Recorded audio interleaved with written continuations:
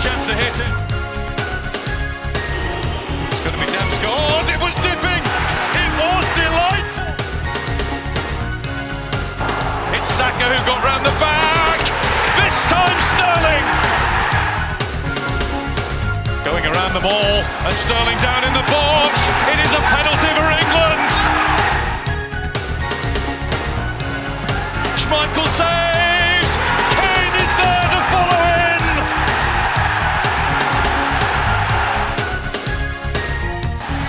The long, long wait is over. A Wembley roar to hail England's history makers. Hello and welcome to What the Falk at the Euros. What a night it was. England, the rainbow laces wearing, the food poverty campaigning, knee-taking England are in their first major tournament final since 1966 after beating Denmark 2-1 after extra time. There's one more step to go, and God, we hope that we do it. But before we do, we have to go back over what turned out to be a magnificent night for everyone concerned with the Three Lions. And to join me on today's review show is two stalwarts of What the Falk at the Euros, in no particular order. First and foremost, Jack Shields. How are you feeling, mate? You all right? Buzzing, mate. We've done it for once. England haven't let us down and we're in the final. No, I'm good, happy. Looking forward to Sunday, as I'm sure most of the country is. And yeah, it's just nice to have a positive story. It's been a while since we've had that, not just in football, in most people's lives in the last year and a half. So yeah, nice to have a bit of positivity and a smile on people's faces. Yeah, it is very much so. And of course, like I said, we've got two stalwarts, the knowledgeable, clever Southern Matt, as we'll now know him, from Gills In The Blood. Matt, how are you feeling, mate? Similar feelings? Same as Jack, same as you. Absolutely buzzing. Cried like a fucking baby last night at full time, and I'm not ashamed to admit it. It's been far too long, hasn't it? I was looking back at old Facebook posts today, and it come up, or a couple of days ago, and it come up on my memories, and it was after the Costa Rica game in 2014 at the World Cup. And I said, I'm confident I will never see England get to a major international final. And just 7 years later, I can't wait for Sunday. It's almost like it almost doesn't matter now if we don't win, but it is the most important thing in the world. Doesn't matter in the sense that we've made it to a final, but what will it be like if we actually lift the trophy? It'd be immense, euphoric. I'll be a mess. I'll be a mess from about probably Saturday afternoon, in fairness. I've been a mess since the Germany game. I was trying to think about this before, and I'm thinking, like, I thought if I get a ticket for the final on Sunday, I'm sure people know who follow me. I got to the, obviously the Germany game, I got to last night's game, and I'm struggling like hell for a final ticket. And there's part of me that thinks, if I get a final ticket, I might not survive, because I'm not joking. I'm shattered. Like the past couple of weeks have just knocked me absolutely senseless. And it looks like we weren't expecting him to join here. It looks like he has. Tom, can you hear us? No. Hello, mate. Hey! Oh, there he is. Brilliant. We've got a debutant. I did have you in the intro, and you came in at the perfect time. This is exactly when you were meant to be in. Tom Main from, of course, the Third Tier Pod, which many people should know. Tom, how you do, mate? You all right? Yeah, mate. I'm cloud nine after last night, but yeah, like you said, just recovering from the anxiety and the tension that last night brought us. I was just saying that to Jack. Like, there was a point when I said I wasn't going to say it on air, but I might as well say it. There was a point in the first half where I think the halftime whistle went and I had to run down the back and speak to one of the stewards and be like, "I'm not handling this. Like, my heart's going a bit too fast, actually." Like, and the first question was, do you feel like your chest is tight? Have you potentially tested? Have you tested for COVID recently? I was like, I've tested every day. I'm absolutely fine. I'm just having far too much anxiety and I need water desperately. So she got me a little bottle and took me to the water fountain, which is nicer. Didn't make a blind bit of difference, nonetheless. Anxiety is very much the word that was there. I was listening back to the preview of the Denmark game. We had 2-2-0s, a 3-0, and then followed me by a 1-0, which, Matt, you instantly replied to that saying, "No, I don't want that. That would be too nervous as a 1-0. 2-1 after extra time is pretty much the same thing, if not worse. It certainly was nervous, Matt. But what did you make of the game, obviously, looking back on it? I thought we were very good. I was having a chat with a Gills fan at half time on Twitter who was saying we were poor and Denmark were bossing things. I didn't see it that way at all.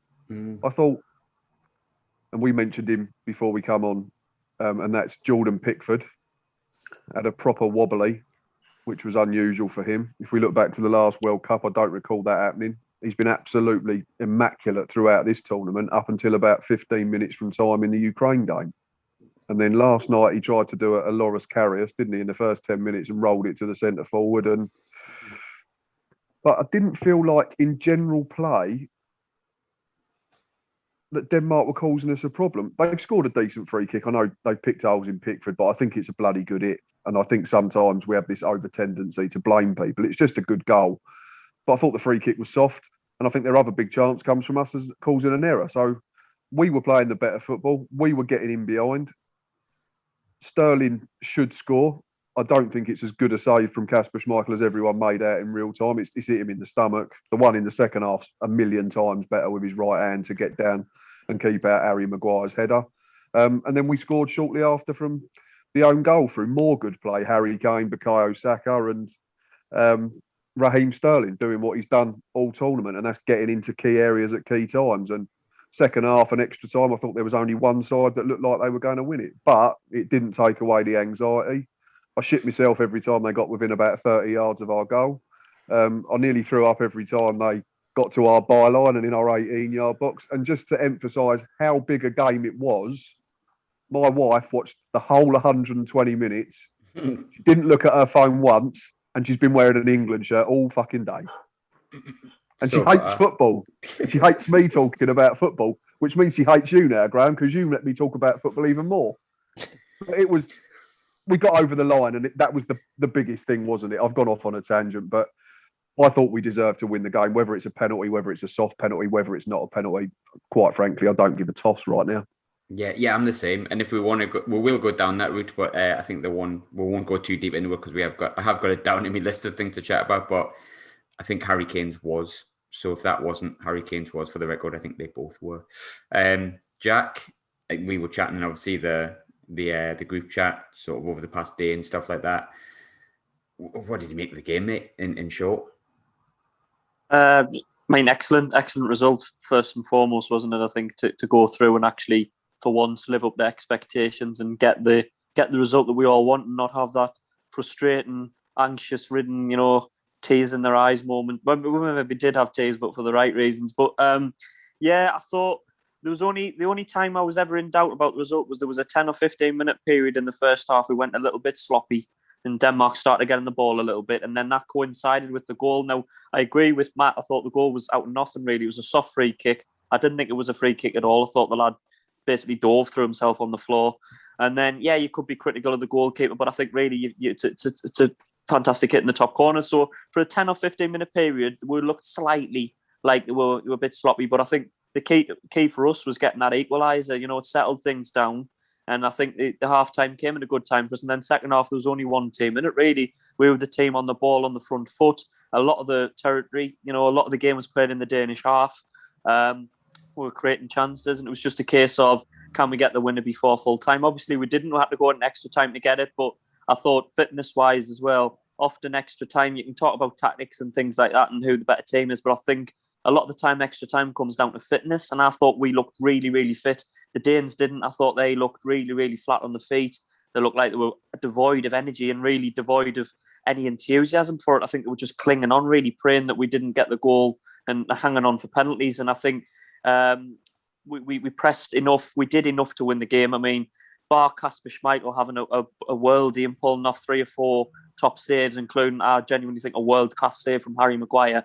I think it would have been an easy... we probably could have got it done in 90 minutes, to be fair, without needing to go to extra time. So it was the right result. Penalty might have been a little bit soft, but like you say, we should have had one early with Harry Kane.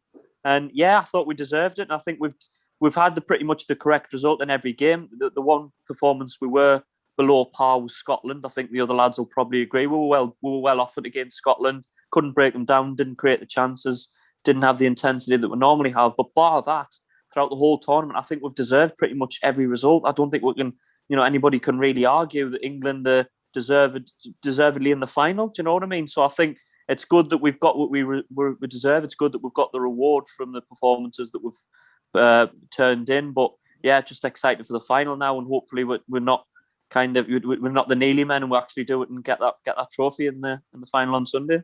Yeah, absolutely. Tom, obviously not the first time we've ever spoken ever, but it's your debut. But it's a good debut to make, mate. What did you make of the game as a whole? Yeah, I think you've summed it up perfectly, really. I think there was a spell in the first half where I thought Denmark might be that team that turn up against us, and we put in one of those performances like we did against Scotland, or we've done in previous tournaments, where you're a bit worried the centre-backs came out together a bit too far and left the wing-backs a little bit exposed, and they had speed on the counter. I'm in disagreement a little bit. Yes, it's a soft free kick, but how many times does Harry Kane go down with a touch on the back of his shirt, and he's very clever at winning free kicks? So if Shaw's put his arms around him, is give the referee an opportunity to give a foul. I wish Luke Shaw would put his arms around me. I've got to be honest with you. I love Luke Shaw at the minute. Yeah, I know. My point being, though, like, we can't moan at Harry Kane getting tapped on the back and then flying forward and winning free kicks towards the end of the game, or an extra time to slow down the game. And I think when Luke Shaw does that, he gives them the opportunity, and the ref's seen it. There's a lot of it going on, but the ref sees it and he gives them the opportunity to have the free kick. A lot of disagreements or agreements on Twitter about Pickford's being rooted to the spot. When you initially see the free kick, I just went, Jesus Christ, what a hit. And you just kind of, you took it in at that moment. And yes, I think he sees it just a tad too late, and therefore he reacts a little bit later than he should, but the ball's already hit the net before he's even seen it. So it's a phenomenal goal, and sometimes you've got to hold your hands up. But the way we responded, started creating pockets of space. And like you say, initially thought Sterling's shot was an incredible save, but when you slow down any replay, you think he's got space either side of Schmeichel, and he probably should just direct the shot and maybe not just put his foot out and hope it hits the target, goes under Schmeichel. So maybe should have done better. But my word, the next pass that comes from Harry Kane, I was in awe of it all through the first half, just watching the highlights of the goal. That pass is absolutely phenomenal, and Saka does so well to get the right weight of pass into Sterling's path to cause some trouble as well. So I think if we didn't pull it back, the game becomes completely different. But after 75 minutes, I was always relatively comfortable that we were probably going to find enough to do it. Just maybe not an extra time. I thought, like you say, Schmeichel save and the way we controlled the game, we're seeing a completely different England now, and an England which we've never seen before. And I've just seen a clip on Twitter for the last, whatever it is, 30 passes we do from 27 minutes onwards. Just that control, and then Denmark just didn't really chase us down at that point. They just kind of conceded defeat. And for me, it's a penalty. I've seen the pictures of the knee making contact, and Sterling's trying to weave his way in, so maybe he's a little bit off balance, but he makes contact with his knee, he makes contact with his hip, and it's a free kick on the edge of the box. It's a free kick on the halfway line, so it's a penalty for me. And if Italy gets something similar, then and you see those sort of shots that Sterling's got, you might feel aggrieved a little bit, but at the end of the day, you got to concede. He's not won the ball and it's gone for a tackle. On the night, what's different this time around, and what's been different for the past 3 or 4 years, is the strength and depth that's come through the ranks for the last 4 or 5 years, with the likes of Foden and the team we've got at the moment. And what we can bring on is different to a lot of other countries. And yes, some people have got a couple of main men on the bench they can bring on, but we could probably bring on another 5 or 6, which could start.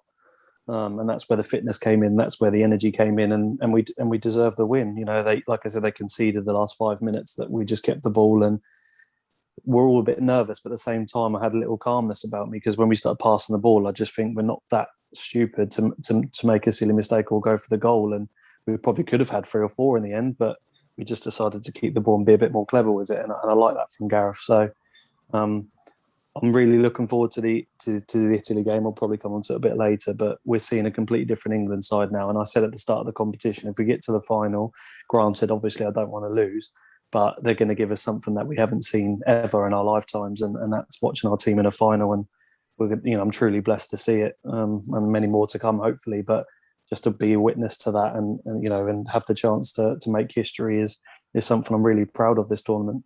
Yeah, it's been amazing. Like, I desperately hope we're not second place. I don't want silver medals. Don't like them. Don't see them as important. But like at the same time, what a summer it's been. Matt, I'll come to you next with this.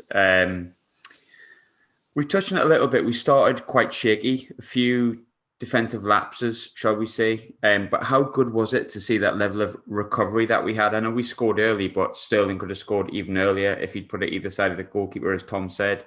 The recovery was just like almost instant. And you've seen like those players, you've seen Harry Kane say like, keep your head. But none of those players had the same face that they had when Croatia equalised, for example, in the semi-final.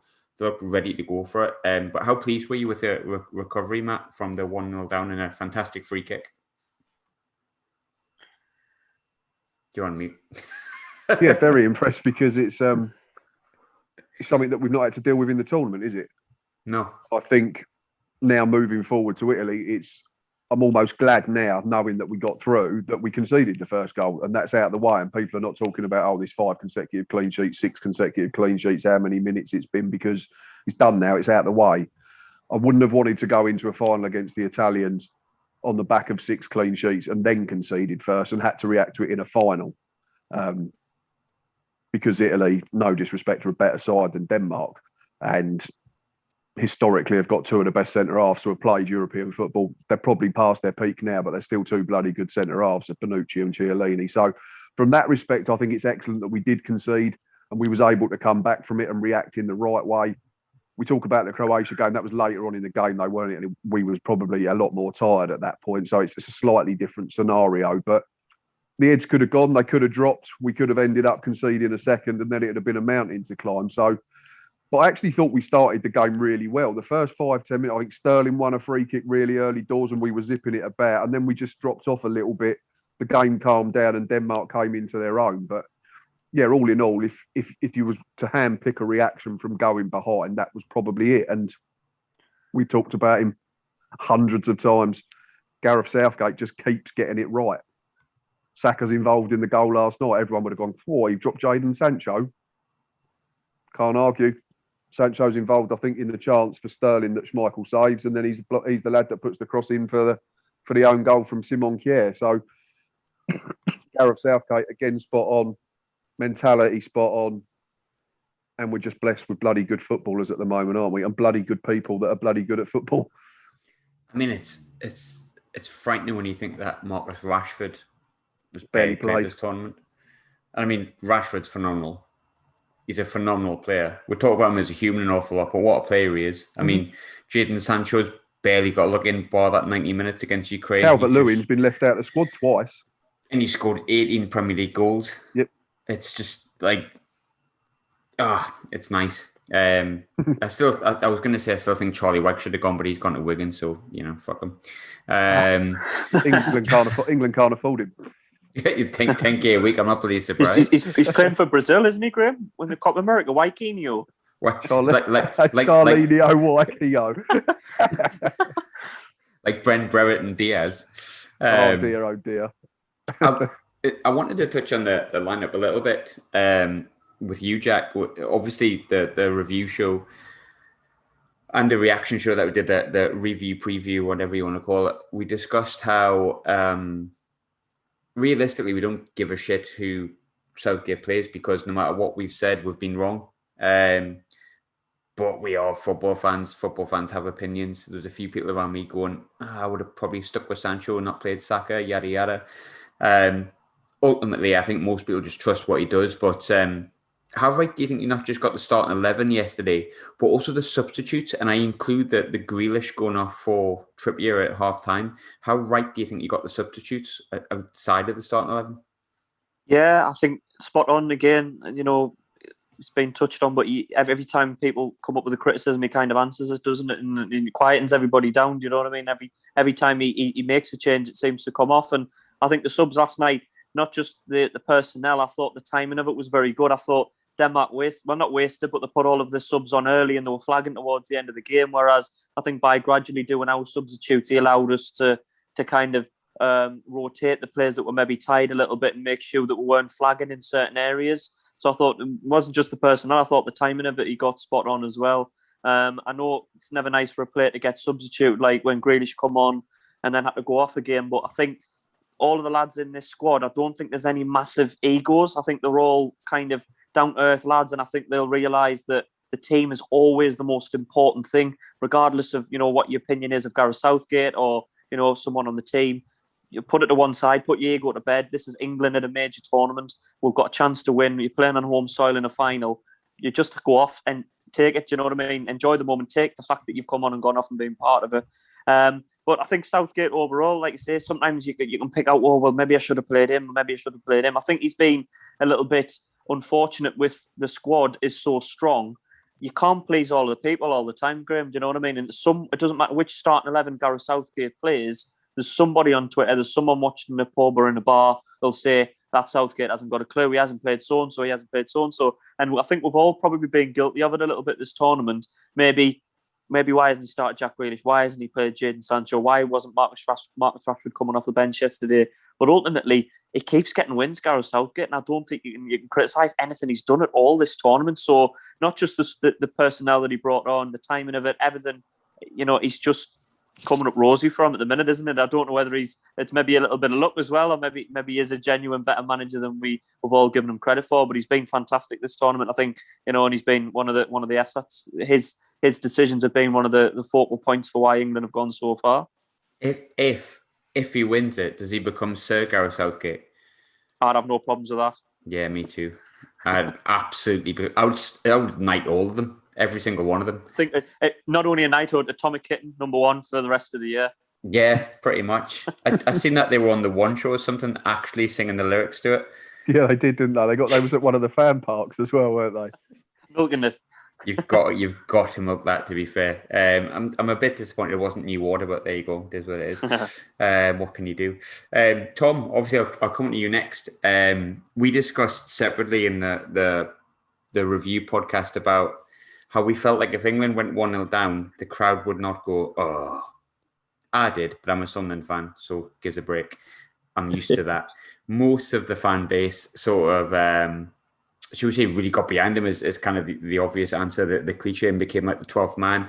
Most people just went, right, okay, that's shite. Come on, let's get behind it. But I was there yesterday. Sometimes the atmosphere when you're there feels better. You've watched it on the TV. I've watched it back on the TV. It looks decent.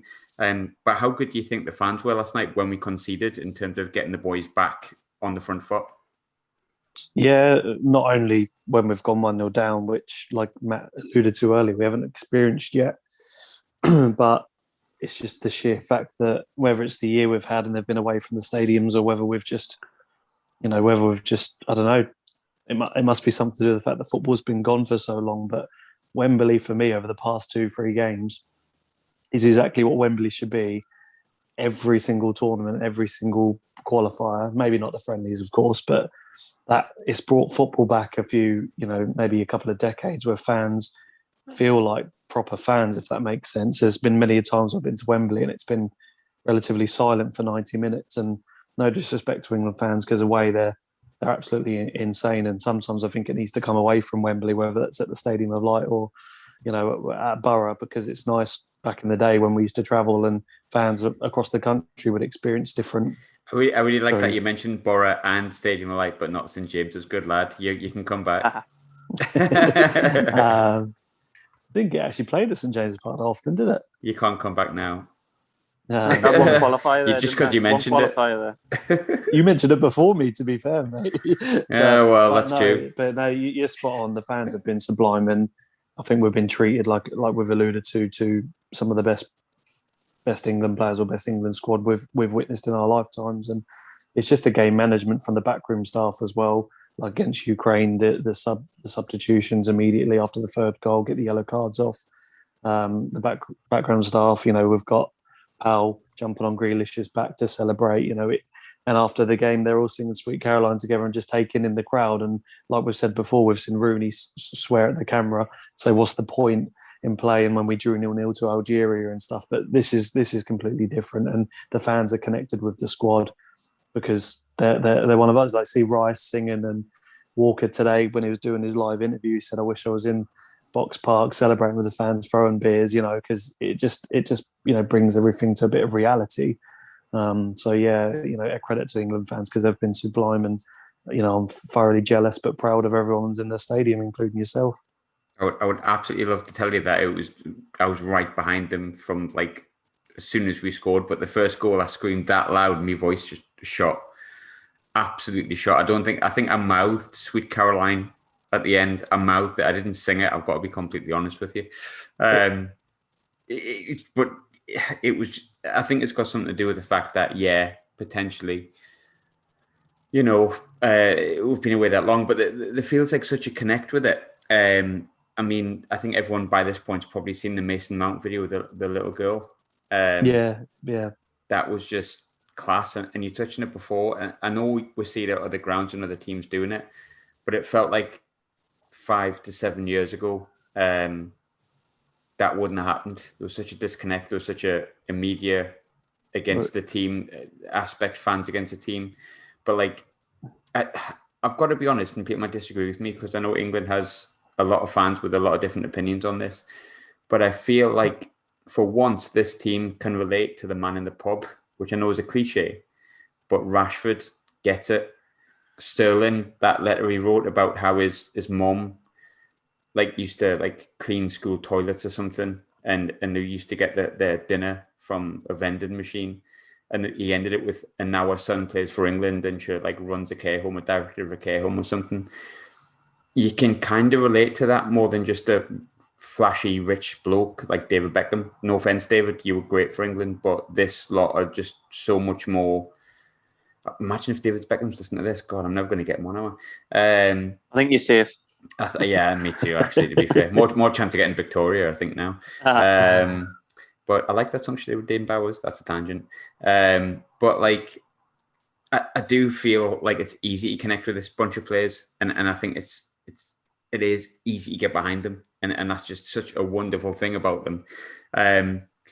One thing I do want to touch on, I'll come to you with this, Jack, and I want to come to all of you on this. It would be completely wrong of me to talk solely about England as much as I want to. Huge shout out to Denmark, Jack. The heart, the passion, the desire they've shown throughout the tournament. And I know there's been an incident that thankfully for all of us and thankfully for him has turned out okay in the end. And I know that can sometimes drag you on as well, but there's still a damn good team, damn talented, and they've got a great future. And they've been a great feature of this tournament, haven't they, Jack? Yeah, I think no one would have expected Denmark to reach the semi-finals. People are talking about the semi-final teams. You're talking your France, maybe England, your Spain, Belgium, Italy, maybe Germany, Holland. No one would have expected Denmark to get as far as they have. Maybe last 16 quarterfinals at a real especially push. Without their best player. I mean, exactly. I was just going to say. Think about that, but he's their best player still. When you think about Danish players, the first one that you think of, Denmark international players, you probably think Christian Eriksen. I certainly would. You know what I mean? He's the standout player. He's played for Tottenham at a high level in the Champions League. He's played in European football. To miss him, and not only miss him, I mean, if he got injured, he pulled up and done cruciate ligaments or something like that, it would have been bad. But the emotion that would have gone through the team, seeing one of the friends and one of the star players collapsing on the floor like that and having to go through hospital and for a period of time not knowing whether he was going to not just play football again but be alive and pull through it. Maybe that did spur them on, and after that they lost the game after that, but then to win 3 in a row, they had to win the last group game to go through. They won that, and then last 16 against Wales and quarter-final against the Czech Republic. They played good football. I thought that the 4-0 win against Wales that Denmark played was one of the best outright individual team performances of the competition. I thought they battered Wales, and really, Kasper Schmeichel had an excellent game last night. And another 15 minutes, I might have hung on and got a penalty shootout, and who knows what would have happened. I mean, would they have deserved to win? Absolutely not. I thought England were thoroughly the better team, and we well earned that win last night. But like you say, great tournament from what happened at the start, and they'll be looking at that thinking, if we qualify for the World Cup, why can't we do something similar? Maybe semi-finals might be a push, but get to the later stages and really do the country proud. So yeah, credit to them. But I'm just glad. In a way, I am glad we played them rather than Italy or Spain, to be fair. Do you know what I mean? Because I think we might not have got the same result against either of those. But no, credit to them. They did very well and exceeded expectations. Matt, let's go on to it. I'm loath to go too far into it because it went to VAR, it was checked, it was. But straightforward question, in your opinion, was it a penalty? Yes. Good answer. Tom, was it a penalty? So at the start of the show, it's not. It's gone to lunge slightly, connects with Sterling's knee. He's not won the ball. Sterling's gone down. He's trying to weave in between two players, and he gets knocked. It's a free kick on the halfway line. It's a penalty for me. Jack, slightly different question. Not was it a penalty, but how much are you enjoying everyone else that hates England saying it wasn't a penalty? I know the fuming. I've seen people on Twitter yesterday really, not just Scotland fans, other fans really scraping the barrel now. They're saying, "Oh, remember England fans are the most like high ground moral fans of all time. Oh, we were cheated by Maradona, we cheated in 2010, and now you're celebrating a penalty goal." It's like, get it right up yours, man. Get it right up yours. They're fuming, aren't they? Yeah. It's the I engaged with many this morning because I was in the right mood to do so, because obviously I was very happy and they're very bitter. But it's just the fact that every time we've played someone else, they've had that little flag in brackets, whether that be... Oh, I've been in trouble for that today, for tweeting about that. Oh, mate, you shouldn't be, because it's absolutely pathetic. But yeah, not only was it Denmark, then it was Ukraine, Now it's Italy, I'm proud Welshman, but now it's what Italy. You support Swansea, but you really like the English game, and it's just embarrassing. And I don't know. I don't know where it all comes from. It's it used to be predominantly Scotland hating us and buying Croatia shirts in semi-final and so on and so forth.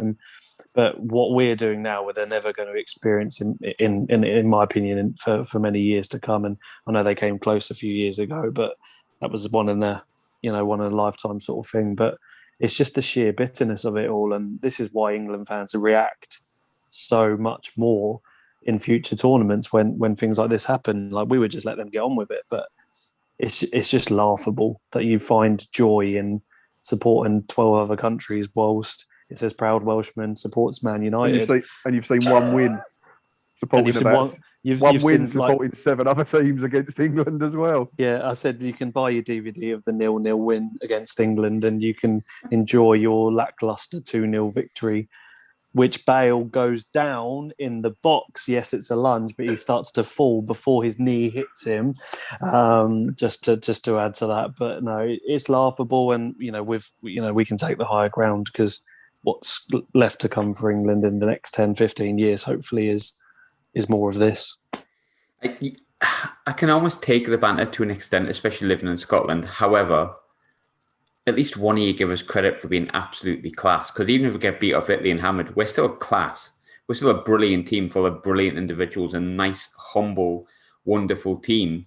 Like, you've got to give us credit for that. This is the least arrogant England squad I've ever watched. Yeah. It's in all my years of watching England. That golden generation was full of cliques and people who thought they had a divine right to win tournaments because they was at successful clubs. This group of players couldn't be any further from that if they tried. Like you said, we've got Raheem Sterling, we've got Marcus Rashford, you've got Mason Mount going into the crowd last night and giving his shirt to a kid, and all of them are led by Gareth Southgate. People just need to get over themselves, don't they? It's born out of jealousy. That's all it is. One today was someone who hates everything about the English game, apparently, and his Twitter profile picture was Mason Mount holding the Champions League. That's my exact point. What are you doing, honestly?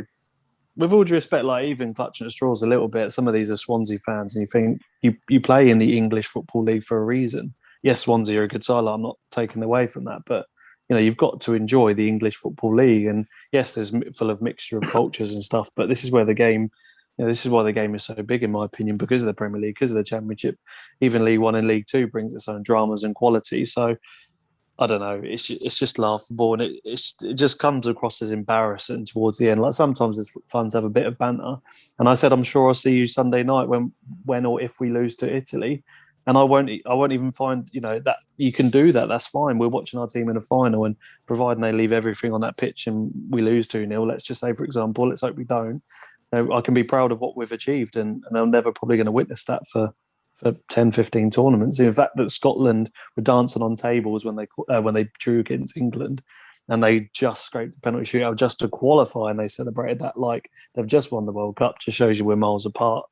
But what annoys me is this idea that you're kind of arrogant for celebrating. I think the Sunderland fans, me and Graham, get it in League One a lot. Oh, we win a game and it's like, oh, you're Sunderland in League One. Yeah, we're celebrating a win. And it's like, oh, England, you only beat Denmark. It's like, we're qualified for a major tournament in a final. Are we not allowed to enjoy it? Denmark beat Wales 4-0. Yeah, does that make us arrogant for enjoying it? Does that make us small time because we're celebrating a win? I mean, come on.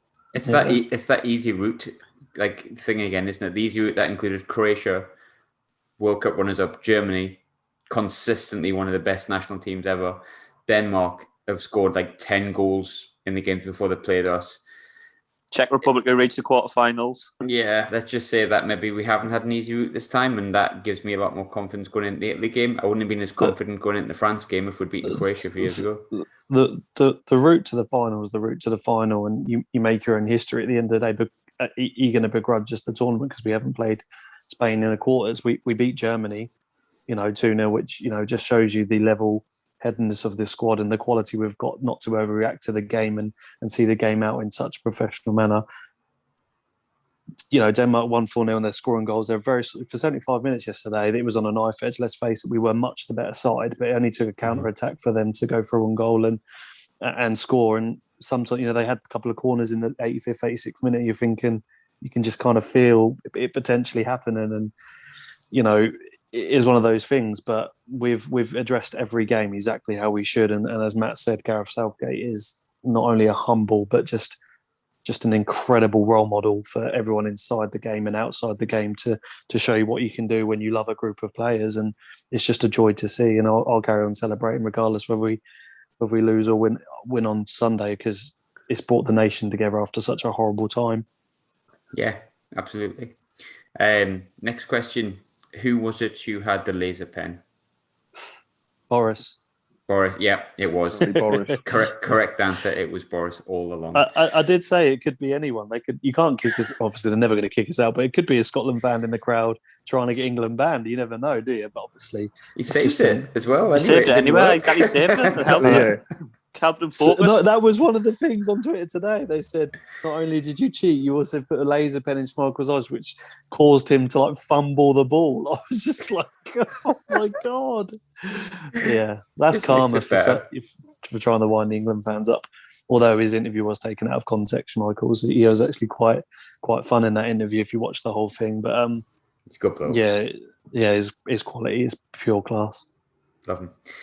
Talking about another absolutely quality bloke, Matt. Harry Kane obviously got man of the match yesterday, and whilst I thought he was absolutely brilliant, and I thought Kyle Walker was absolutely tremendous, for me, Raheem Sterling, formidable. But who stood out for you the most? Kane was my man of the match. I thought he was unreal. He done everything that we've seen him do for Tottenham over the last season or two. Dropped deep when he needed to. He was holding it up. He was playing with his back to goal, like Tom alluded to. The ball for Saka, for the goal, he shouldn't even be able to see where Saka is. You cannot coach that. That is just unbelievable, world-class talent. And to even see him is one thing, but to actually thread it through the eye of a needle and get Saka in behind the fullback to the byline is just unreal. And I thought it was comfortably Harry Kane's best game of the tournament. I know he got 2 against Ukraine, but this was a tougher game. It was up at a level in terms of occasion as well. I thought we ran the show, but that's not to say that Sterling wasn't very good. Again, he was unreal as well. And defensively, I thought Kyle Walker was our best defender.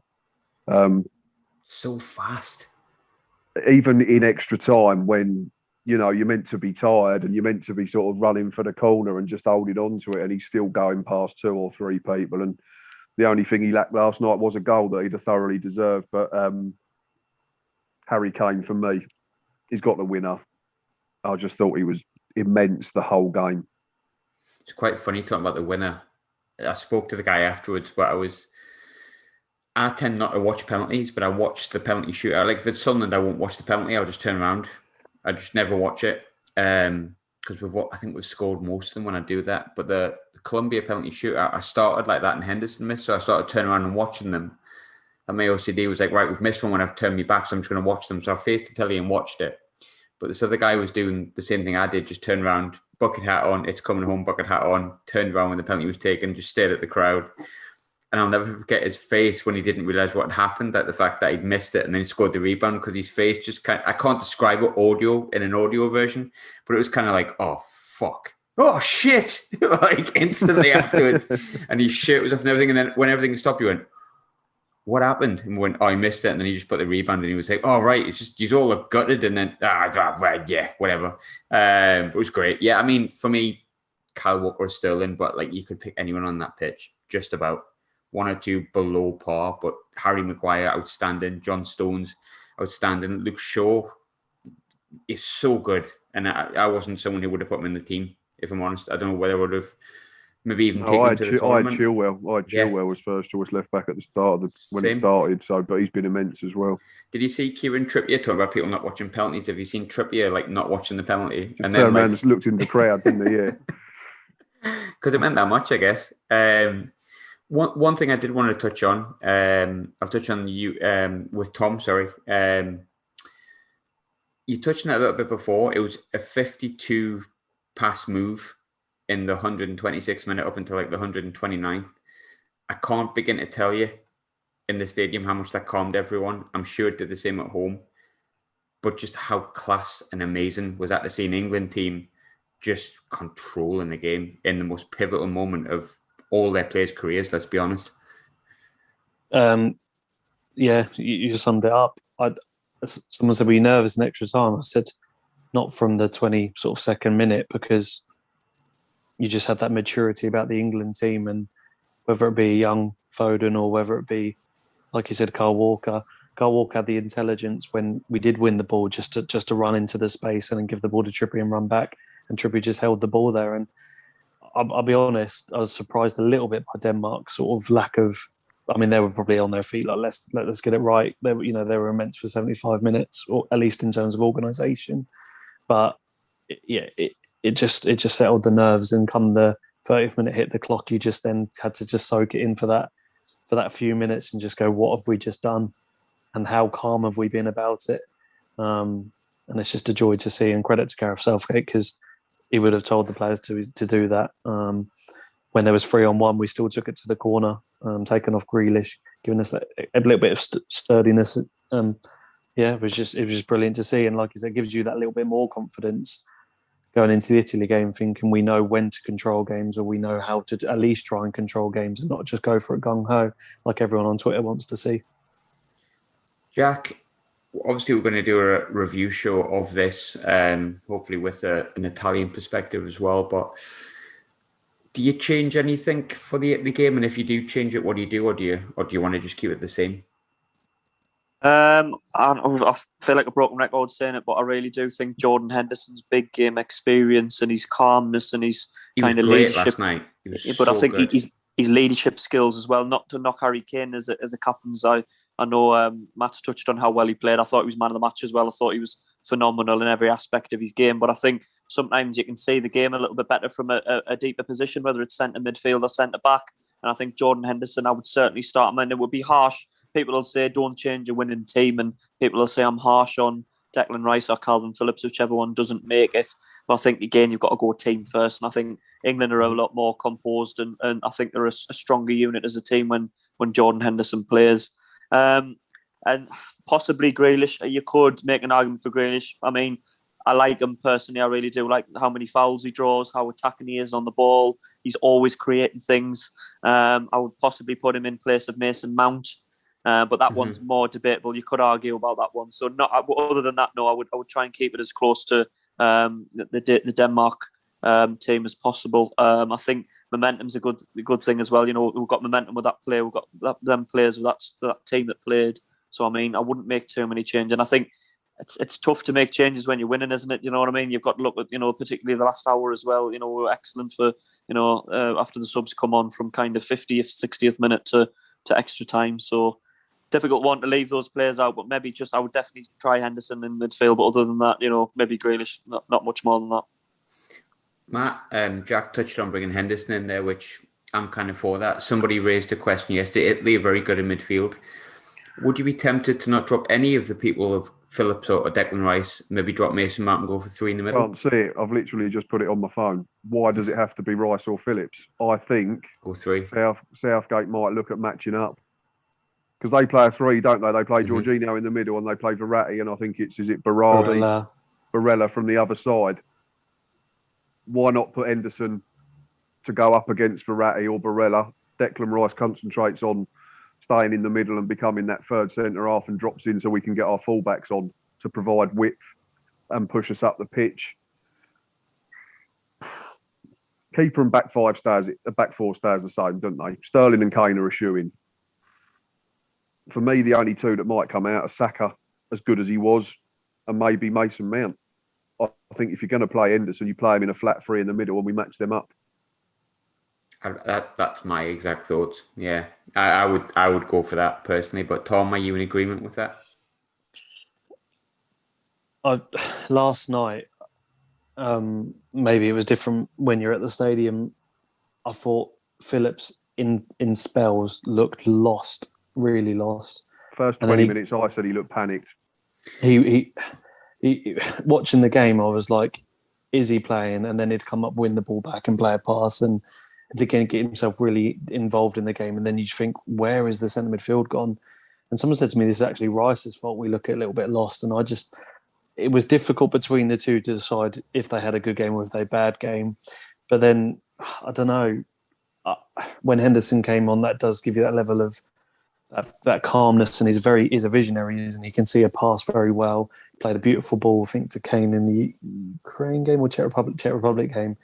And you just saw a pass better than no one saw on the pitch. But I agree with Jack. I think Mount comes out for Grealish or Henderson comes in. I don't think Mount adds anywhere near what Grealish would give. And my only other thought process is, would he go to a back 5 and play Trippier and Walker again?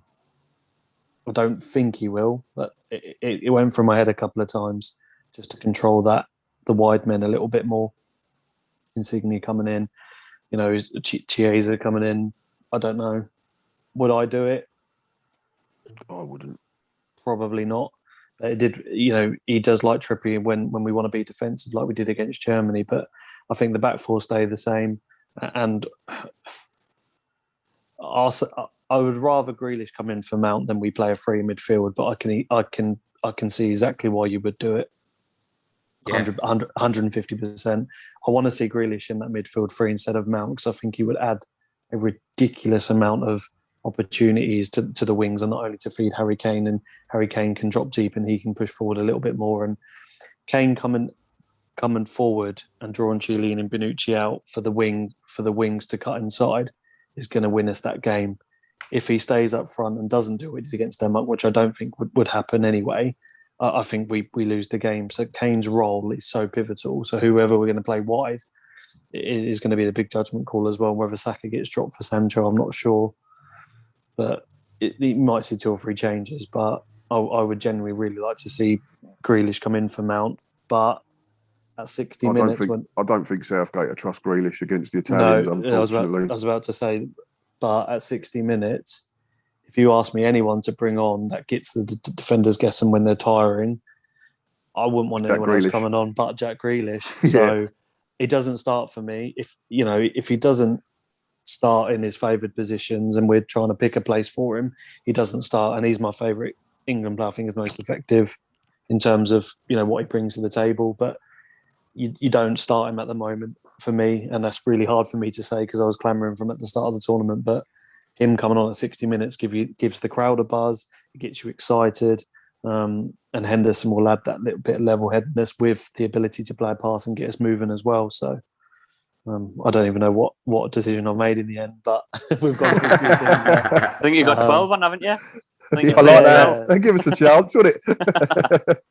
But yeah, to control the midfield a little bit better, maybe put Henderson in, but I wouldn't be annoyed if he played the same team. But we've got a lot of quality in Italians midfield, and Jorginho has been probably the most, not underrated because he's had a lot of attention played on him, but he's been so vital in them being in the position they're in, and the penalty to win it is just a joke, wasn't it? So He's going to be a key player for them. And whether you, like you say, play a 3 and try to control them a little bit more and hit them harder on the counter, I would like to see that too. So hate to be Southgate right now. Nice options though, isn't it? But yeah, it's incredible. We will be obviously reviewing the game. We'll be previewing the game. I can't quite believe we got all the way there, but nonetheless, now here we might as well do the job. At the end of the day, silver medal wins you nothing. The gold medal wins you something, in my opinion. We will be back with a review. Hopefully, got an Italian perspective as well with it, and then we'll be back with a reaction show after Sunday, depending on how high up the ceiling we are. Will be dependent on when it's out. Hopefully, it's on the roof. But thanks as always. Do subscribe. I think we're close to like 1,000 subscribers or something. It doesn't matter if you don't. I will survive. Don't worry. But if you want to, that'd be great. But thanks to Jack, thanks to Tom, and thanks to Matt. Cheers. Coming home.